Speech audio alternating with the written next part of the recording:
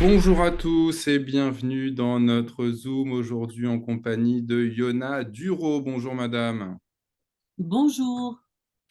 Yona Duro, vous êtes maître de conférence, qualifié aux fonctions de professeur à l'Université Jean Monnet. Vous êtes enseignant de littérature anglaise et de civilisation américaine et vous présentez cet ouvrage, le voici, Chine-Amérique, Chine-États-Unis, le réveil du dragon et la revanche du kraken. Alors vous évoquez beaucoup de sujets assez différents dans cet ouvrage, mais voilà, je commencerai par ici. Vous dites que la Troisième Guerre mondiale a été déclarée le 18 décembre 2020 quand la Chine a lancé une série d'attaques cybernétiques sur 12 agences américaines de première importance, comme l'agence nucléaire. Qu'est-ce qui s'est passé? Eh bien, tout simplement, les techniciens américains ont perdu complètement le contrôle des ordinateurs de ces agences. Une partie des fichiers disparaissait, une partie était inaccessible. Et quand on pense à l'importance justement de tous les fichiers de l'arme nucléaire, c'était plutôt problématique. Et la seule contre-attaque qui a été possible, ça a été en fait de couper tout lien extérieur de ces agences pendant 24 heures, ce qui mettait évidemment le pays en danger, puisque pendant 24 heures, le ministère de la Défense, le ministère de la Justice, etc., était complètement inefficient. Alors, à quand remonte, madame, ce conflit entre la Chine et les États-Unis? Quelles en sont les raisons? Alors, on peut dire que, je ne sais pas si on peut parler d'un conflit ouvert, disons que, il y a une prise de contrôle progressive, de l'Amérique, par, la Chine, qui a été larvée tout d'abord et puis de plus en plus rapide. Et quand je parle de contrôle, c'est dans tous les domaines. Et c'est sans doute pour signifier aux États-Unis que du point de vue militaire, ils étaient également sous leur coupe, que les Chinois ont procédé à cette attaque du 18 décembre 2020. Il y avait eu, il y a à peu près 5 ans également, une attaque chinoise qui a coupé toute la marine américaine de ses, de ses satellites, la rendant quasiment aveugle pendant 24 heures. C'était une façon aussi de dire que les Chinois avaient acquis la supériorité technique qui leur permettait de rendre la marine américaine voilà, incapable d'agir. Vous insistez bien Donc, sur ce terme de Troisième Guerre mondiale. Est-ce que vous êtes sûr qu'on peut parler, en voyant ces attaques cybernétiques, de guerre mondiale? bien, on détermine normalement en droit international des actes de guerre. Bon, par exemple, faire exploser Nord Stream 2, c'est un acte de guerre, puisque ça touche à l'approvisionnement énergétique d'un ou de plusieurs pays. Eh bien, attaquer du point de vue cybernétique l'agence nucléaire américaine, c'est un acte de Hmm. guerre. Donc, il n'y a pas besoin d'une déclaration de guerre au sens propre du terme. Et Hmm. donc, ce qui est quand même intéressant, c'est qu'en 2009, la CIA avait déjà annoncé dans son rapport annuel que désormais, les guerres seraient des fuzzy wars, c'est-à-dire des guerres qui ne seraient pas déclarées ouvertement, mais qui auraient lieu.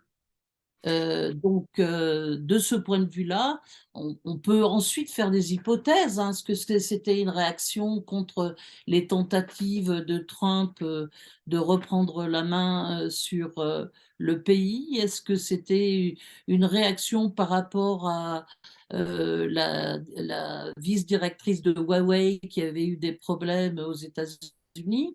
Je pense que c'est plus global que ça. C'est plus global que ça. C'est une façon de dire, vous nous laissez faire, sinon nous pouvons agir et faire beaucoup de dégâts.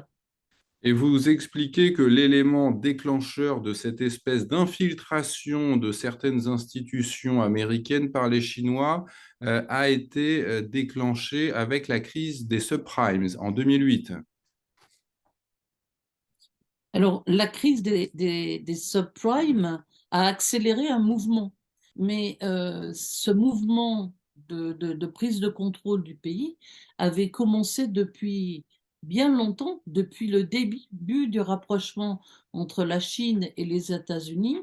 Et ce qu'il faut bien comprendre, c'est que ce rapprochement entre les deux pays a surtout abouti à la création de deux États profonds qui se faisaient face. Et quand on parle d'État profond, en fait, on parle d'une élite corrompue qui utilise une partie des gains nés de ces échanges à ses propres bénéfices. Et c'est vrai du côté du PCC qui avant œuvrait plus pour le peuple que pour l'intérêt de ses membres et qui a été corrompu depuis le développement des liens avec les États-Unis. Et c'est vrai pour une partie des élites américaines, alors en grande partie démocrates, mais pas que, Hmm. euh, avec l'établissement de ces liens privilégiés. Yona Duro, vous dites que la Chine a soumis les élites économiques et politiques occidentales. Quelles preuves concrètes avancez-vous? Alors je pense que si on comprend le mécanisme de corruption, on peut le détecter. Donc, par exemple, lorsque Clinton, euh, d'un côté, fait voter par le Congrès américain euh, une série de barrières douanières contre la Chine, et qu'en même temps, il ouvre l'OCDE à la Chine, il fait deux actes qui sont contradictoires. Et donc la contradiction entre ces termes vient en souligner une autre, qui est que ça n'était pas du tout l'intérêt américain d'ouvrir toutes les portes à la Chine. Donc, à partir du moment où vous avez un acte politique qui vient contredire l'intérêt d'un pays, vous pouvez dire qu'il y a une corruption quelque part et que l'élite est soumise à la Chine. Or, si vous regardez ce qui s'est passé avec la construction européenne, on a eu une construction européenne qui a été faite et qui a été vendue en tout cas au public pour résister à deux super géants, le géant américain d'une part et le géant chinois de l'autre. Or, l'Union européenne ne cesse de passer des accords de libre-échange avec la Chine. Donc, posez-vous les bonnes questions. Hmm. Alors, vous citez l'Union européenne, mais Voilà. quelles seraient les C'était- autres institutions visées par cette corruption de la Chine? Alors, on peut les voir dans toutes les institutions majeures de l'ONU, en fait, qui ont progressivement été prises. Chaque position décisionnaire a été occupée l'une après l'autre par un Chinois.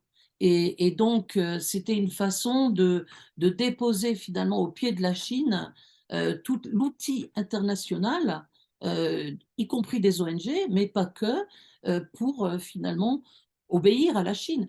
Hmm. On sait par exemple le scandale qui a été révélé par le l'organisme des droits de l'homme en ce qui concerne la Chine. Il y avait un organisme américain qui protégeait les dissidents chinois et on s'est aperçu qu'en fait l'ONU transmettait la liste des dissidents chinois ainsi que leur adresse à la Chine. Hmm. Donc, ça, c'est juste un petit exemple. Ça touche les dissidents chinois qui ne sont pas en très grand nombre. Mais je pense que si on recherche bien, on s'apercevra que, ben, comme par hasard, les décisions qui sont prises par rapport à la route de la soie entre la Chine et la Russie sont des décisions qui maintenant favorisent excessivement la Chine et qui laissent de côté toutes les considérations écologiques que par ailleurs on veut imposer aux populations. Donc encore une fois, si on part du principe de contradiction ou non contradiction, on s'aperçoit qu'il y a des décisions qui sont complètement contradictoires et que là, il y a encore une fois la trace de corruption. Mhm. Il Vous faut évoquez, vous évoquez d'étranges révélations dans le rapport de prospective de la CIA de 2009. Qu'est-ce qu'il évoquait, ce rapport? Eh bien, ce rapport évoquait une baisse de la population absolument gigantesque au niveau mondial. Et pour les seuls États-Unis, de mémoire, c'était 100 millions de personnes qui auraient disparu en l'espace de 10 ans. Et la première fois que j'ai vu ce rapport en 2009, comme ce rapport faisait également mention de problématiques alimentaires, ma conclusion, c'était que par un calcul exponentiel de la population, ils en étaient arrivés à la conclusion qu'il y aurait une crise alimentaire grave, ce qui par ailleurs était confirmé par des documents du FMI. Et puis ensuite, on s'est aperçu que non, ce n'était pas que la crise alimentaire grave qui, d'après leur prospective, suivait cette perte de population au niveau mondial, qui était d'ailleurs dans un site qui s'appelle DeepL, qui est un site qui est utilisé à la fois par les agences de prospective au niveau militaire des différents États, mais aussi pour les industriels. Donc c'est un site qui était considéré comme relativement fiable, mais qui restait muet sur les causes de la perte énorme de population. Alors bon, ben, je vous laisse faire des hypothèses personnelles sur ces chiffres, mais en tout cas, c'était assez frappant de voir que sans broncher, sans explication, on vous montre que on prévoit des pertes humaines énormes dans un temps relativement réduit. Mmh. Alors, quelques semaines avant le lancement de cette attaque cybernétique de décembre 2020, vous dites que les élections américaines, les dernières, celles qui ont opposé Trump à Biden, ont dévoilé la participation de la Chine dans une vaste opération de fraude électorale pour permettre une manipulation des votes. Et à ce titre, vous citez les déclarations sous serment d'un juge italien, c'est monsieur Alfio D'Urso. Qu'est-ce qu'il a déclaré? Alors en fait, il y a une manipulation des votes qui a eu au moins deux étages. Donc le premier étage, c'est que les machines Dominion sont des machines qui étaient au départ conçues pour permettre de rééquilibrer des influences considérées comme discriminatoires dans certaines populations américaines. Donc, dans certains quartiers où on voulait permettre, par exemple, à la voix des Indiens d'Amérique de se faire entendre un peu plus fort, on donnait un pourcentage plus important à la voix des Amérindiens pour leur permettre d'avoir une représentation plus importante au niveau des autorités locales. Donc, le chapitre 11 des machines Dominion que j'ai téléchargé, que j'ai mis d'ailleurs en annexe dans mon livre, montre ça très très clairement. Et donc, ce qu'on a pu constater au niveau de ces machines Dominion, c'est que dans l'ensemble des États où elles ont été utilisées, soit 38 États sur 50 États des États-Unis, la proportion entre Biden et Trump était toujours strictement la même du point de vue mathématique, ce qui est statistiquement impossible dans la réalité d'une élection naturelle, on va dire. Donc ça, c'est un premier problème. Et j'ai mis également en annexe les papiers donc de l'inscription de cette société Dominion en Chine. Maintenant, il y a un deuxième étage, c'est donc l'étage des algorithmes, hein, les algorithmes donc électoraux, puisque en plein milieu de cette élection, les pourcentages favorisant l'un ou l'autre des candidats se sont avérés trop faibles par rapport au fait que Trump était en train de gagner ces élections. Et là, il y a eu, si on peut parler d'une injection d'algorithmes qui a emprunté la voie du satellite Leonardo, qui est un satellite italien. Mais bon, tout le monde a trempé dans cette affaire-là, puisque ce sont des agents anglais qui se sont présentés en Italie, selon l'affidavit de ce juge italien. Et en ce qui concerne les routeurs qui permettaient de transmettre l'information ensuite, c'est passé par le serveur de Francfort qui est dans ce qu'on appelle l'une des fermes de la CIA à Francfort. Donc, l'Allemagne a participé à ça, l'Angleterre également, et l'Italie également. Alors, il faut savoir qu'avant de quitter sa position de président, Donald Trump avait fait voter, enfin avait fait enregistrer un executive order concernant l'annulation des élections en cas d'intervention étrangère dans les élections. Et donc, normalement, cet executive order aurait dû être appliqué par l'armée et prévoyait à ce moment-là une prise de contrôle qui est prévue par la Constitution américaine lorsque la démocratie est en danger, par l'armée elle-même. Pourquoi est-ce que cet executive order n'a pas été appliqué? Bon, d'abord, on va voir si dans les mois qui viennent, les choses ne bougent pas parce qu'il y a maintenant un changement de la majorité au niveau du Congrès américain qui peut permettre aux choses de bouger. Mais je pense que c'est pas parce que quelque chose a été voté que c'est nécessairement appliqué si la dose, le pourcentage de personnes corrompues est trop important dans telle ou telle administration.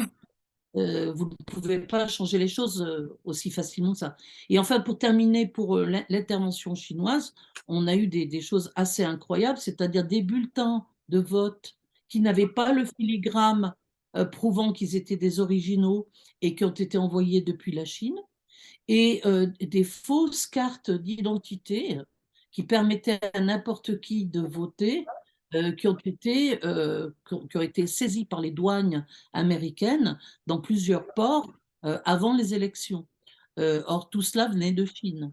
Alors, vous allez me dire, est-ce que c'est un imprimeur en sa qualité privée d'imprimeur qui a fait ça Bon, le problème, c'est qu'en Chine, les choses sont quand même considérablement contrôlées. Et on ne peut pas parler de ce genre d'événement comme si c'était le cas d'un pays complètement libéral à l'américaine. Voilà.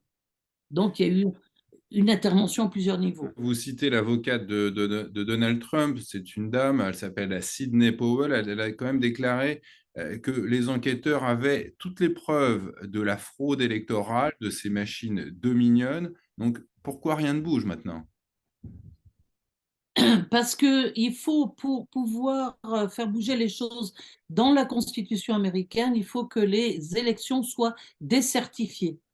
Pour qu'elles soient décertifiées, que ce soit de nouveau les grands électeurs de chaque État qui prennent la décision de se réunir, de considérer les preuves, de faire juger les choses éventuellement par un tribunal. Donc, ça a été le cas, il me semble, en Arizona, et où il y a un début de décertification des élections.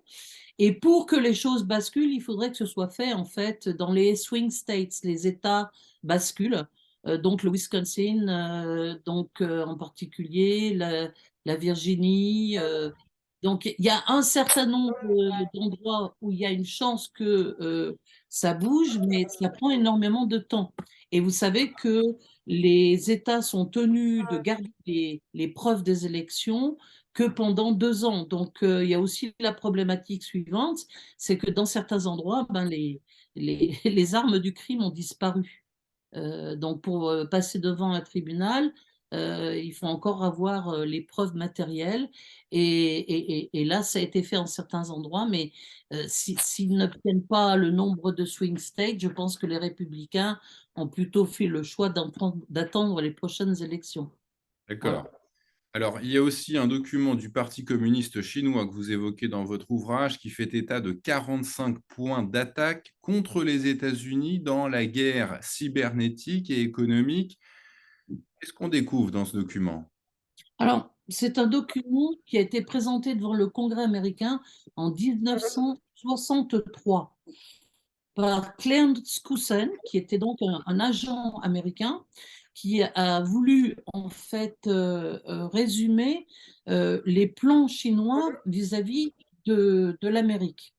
Et donc, c'est important de savoir qu'au moment où l'Amérique est en train de construire ce rapprochement avec la Chine, avec l'idée aussi de subversion du système chinois, parce que les Américains pensaient que le modèle américain allait tenter tous les Chinois et que du coup, ça allait forcément créer des mouvements intérieurs qui allaient renverser probablement le PCC.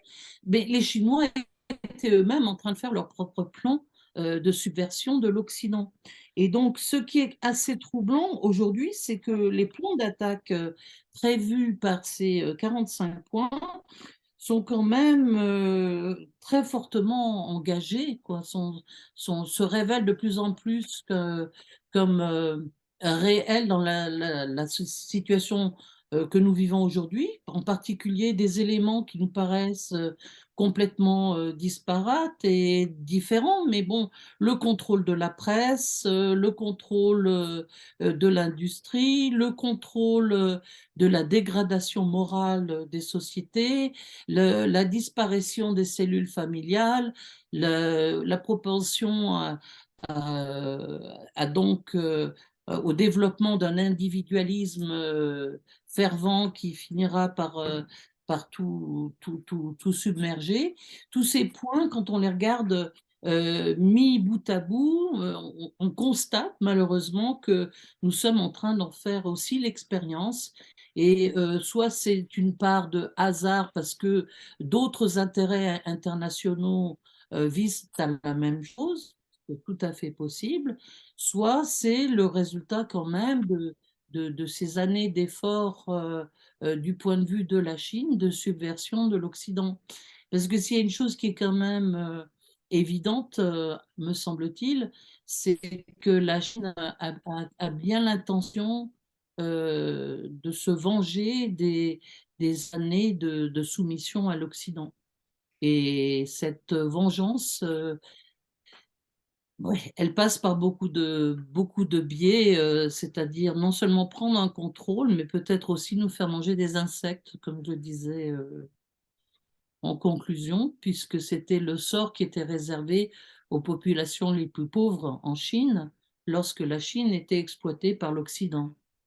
Peut-être, Yona Duro, pour terminer cet entretien sur votre ouvrage passionnant, publié chez Perspective Livre, évoquer peut-être cette guerre interne entre globalistes et anti-globalistes au sein de la nation américaine, avec l'exemple que vous développez dans votre ouvrage, celui d'une CIA qui aurait, c'est ce qu'en tout cas Kennedy avait pressenti avant de mourir, une CIA qui avait été retournée contre les intérêts du peuple américain, alors que l'armée américaine, elle, serait restée fidèle.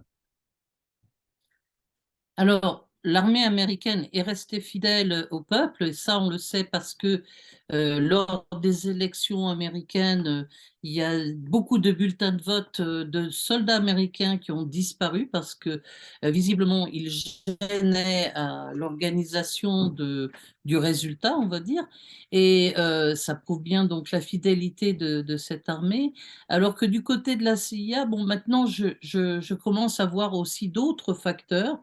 Mais la CIA a commencé à être corrompue, on peut dire assez tôt, puisque George Bush, qui avait été envoyé en Chine pour développer le réseau bancaire donc de la Chine et qui avait parfaitement réussi a créé donc des banques centrales affiliées au système général en Chine, s'est vu récompensé à son retour par le poste de directeur de la CIA. Et il n'y a pas de doute que George Bush a politisé la CIA, qui était au départ censée être un organisme au service de la protection et de la sécurité de la nation. Je pense qu'il y a eu un autre facteur de corruption, mais ça, je ne l'entrevois que maintenant, hein. C'est en fait l'opération Paperclip qui a amené plus de 50 000 nazis à travailler aux États-Unis, dont à la CIA, qui, selon moi, a aussi été un facteur de corruption de l'outil original. Euh, bon, il y aurait beaucoup à dire aussi sur le FBI. Donc, au jour d'aujourd'hui, il y a une prise de conscience de cette déviance des institutions. Et alors peut-être terminer sur ce qu'il va advenir de l'Europe, qui n'a pas quitté ses institutions internationales et ces institutions internationales, dites-vous, ont bien été captées par une influence chinoise.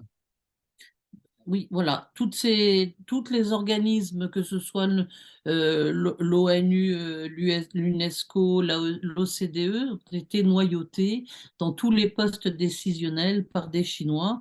Et malheureusement, en restant au sein d'un organisme comme l'Union européenne qui obéit au doigt et à l'œil à tous ces organismes, les pays sont contraints d'appliquer des mesures qui leur sont faites favorables.